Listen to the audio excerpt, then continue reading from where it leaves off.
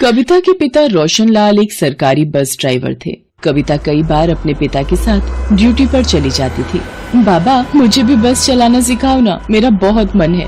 ठीक है बिटिया, जिस दिन मेरी छुट्टी होती है उस दिन तू सीख ले। हाँ बाबा, अब तो मैं भी तेज रफ्तार से बस चलाऊंगी। कविता बिटिया, कोई भी वाहन हमेशा संभल कर चलाना चाहिए ताकि किसी को भी नुकसान न पहुँचे और कोई दुर्घटना भी ना हो। चलो आ गया, तुम्हारी माँ इंतजार कर रही है। माँ, पिताजी ने मुझे कह दिया है वो मुझे बस चलाना सिखाएंगे।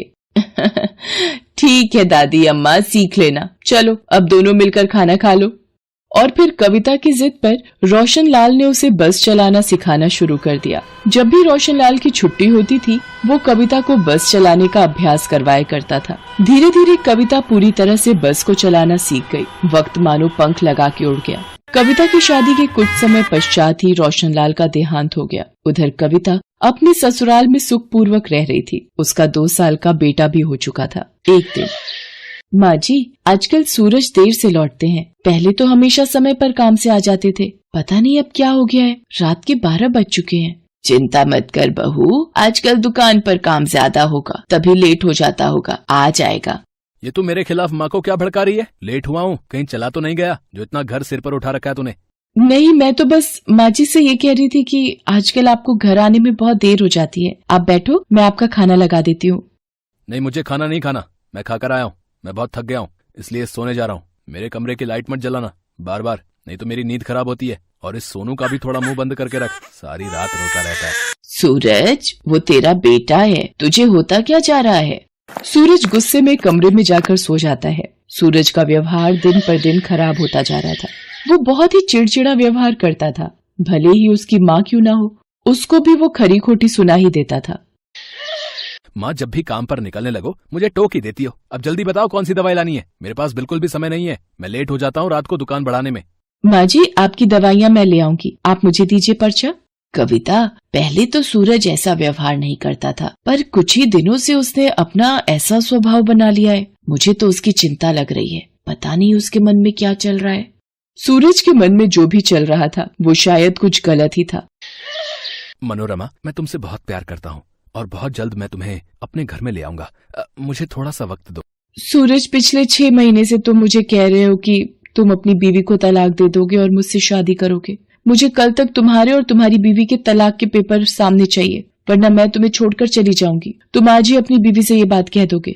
नहीं मनोरमा, मैं तुम्हारे बिना नहीं रह सकता। मैं आज ही कविता को तलाक की बात कह दूंगा, मेरा विश्वास करो।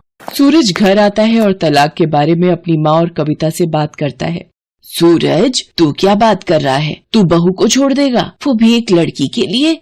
मुझे शर्म आती है तुझे अपना बेटा कहते हुए। और भला ये क्यों घर छोड़कर जाएगी? घर छोड़कर तू जाएगा, ये घर इसका भी है। मैं इसे शादी करके बहू बना कर लाई थी। मैं मनोरमा से प्यार करता हूँ और उसके साथ ही रहूंगा। मैं उससे शादी कर रहा हूँ, मैं उसे वचन दे चुका हूँ। अगर ये तलाक नहीं दे सकती तो मैं ही यहाँ से चला जाता हूँ। इसका मेरे से आज के बाद कोई रिश्ता नहीं रहेगा। नहीं नहीं, आप ये घर छोड़कर मत जाओ। मैं सोनू को लेकर माँ के घर चली जाऊंगी। कविता, मैं भी इस लड़के के साथ इस घर में नहीं रहना चाहती। मैं तेरे साथ चलती हूँ, क्योंकि इसका कोई भरोसा नहीं। उस लड़की के कहने पर आगे चलकर ये मुझे भी इस घर से निकाल देगा। मुझ बूढ़ी सास को अपने साथ ले जा सकती हो क्या? माँ जी, आप मेरे लिए इस घर को छोड़ रही हैं। मैं सच में बड़ी भाग्यवान हूँ जो आप जैसी माँ समान सास मेरी किस्मत में ईश्वर ने दी। और फिर कविता अपनी सास के साथ अपने मायके आ जाती है। जानकी कविता की आप बीती सुनकर बहुत दुखी होती है। कुछ दिन बाद कविता अपनी माँ से कहती है, माँ, सोनू भी बड़ा हो रहा है, क्यों ना मैं कोई नौकरी कर लूं जिससे घर का खर्च भी निकाल सकूंगी। अगर तुम कहो तो मैं रामनाथ चाचा जी से बस ड्राइवर की नौकरी के लिए अर्जी दे दूं। वो पिताजी को अच्छे से जानते हैं, हो सकता है वो मेरी कुछ सहायता कर दे। बहू, तुम बस चलाना जानती हो? ये बात तो मुझे आज पता चली। माँ जी, मेरे पिताजी ने ही मुझे बस चलाना सिखाया था। मुझे नहीं पता था कि आज वो बस चलाने का शौक मेरी जरूरत बन जाएगा और मेरे काम आएगा।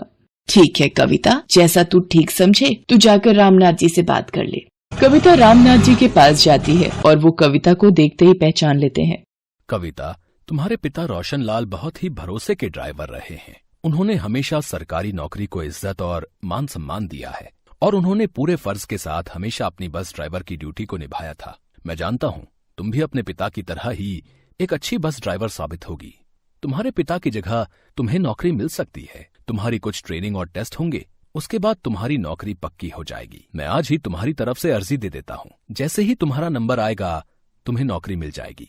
आपका बहुत बहुत धन्यवाद रामनाथ चाचा जी। आज मेरी मजबूरी में आपने इतनी बड़ी सहायता की है। मैं आपका ये एहसान कभी नहीं भूलूंगी। लोग नारी को बहुत ही कमजोर समझते थे और इस तरह की ड्यूटी देते हुए डरते थे, पर आपने मुझ पर विश्वास किया और मुझे इस काबिल समझा।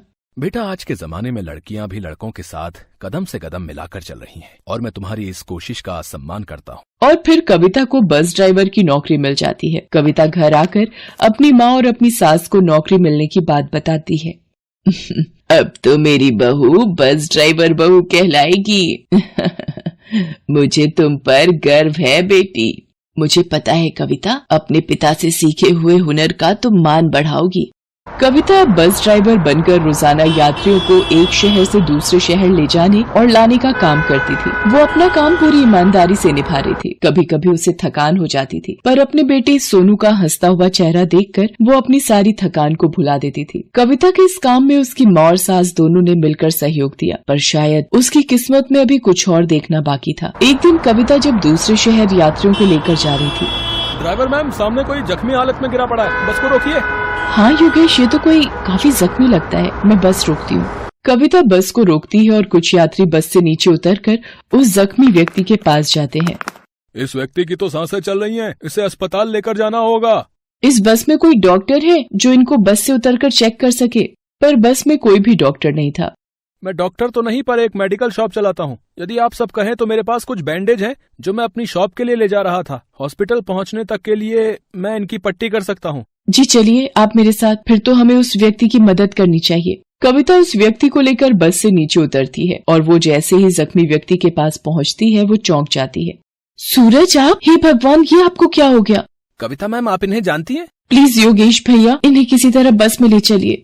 व्यक्ति सूरज के माथे पर पट्टी बांध देता है और फिर कंडक्टर और यात्रियों की सहायता से कविता बस में सूरज को शहर तक ले जाती है और वहीं से सूरज को अस्पताल ले जाते हैं। सूरज को होश आता है तो उसे सारी बात पता चलती है। तभी कविता के फोन पर उसकी सास का फोन आ जाता है। कविता अपनी सास को सारी बात बताती है।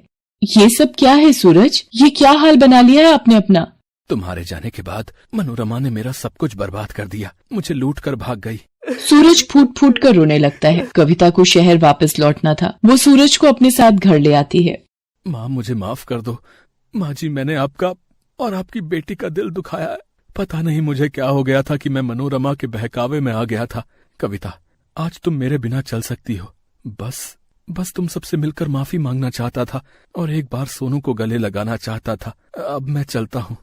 सूरज, आपको अपने किए की जितनी सजा मिलनी थी वो मिल चुकी है। मैं नहीं चाहती कि एक बेटा अपनी माँ से दूर हो। मैंने रातों में माँ जी को आपके लिए रोते हुए देखा है। मैंने आपको माफ किया। माँ जी, मेरी ड्यूटी का टाइम हो रहा है। सोनू का ध्यान रखिएगा, मैं चलती हूँ। और फिर सूरज को माफ करके कविता एक होनहार बहू का परिचय देती है और एक बस ड्राइवर बहू अपने एक और सफर पर निकल पड़ती है।